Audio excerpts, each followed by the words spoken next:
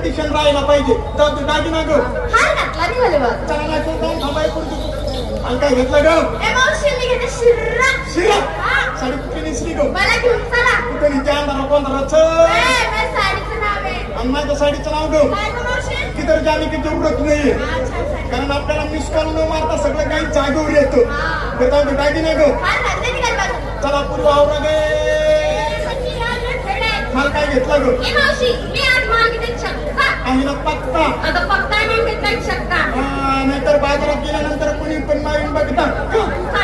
धक्के मारून मारून मी आता काळी पडले.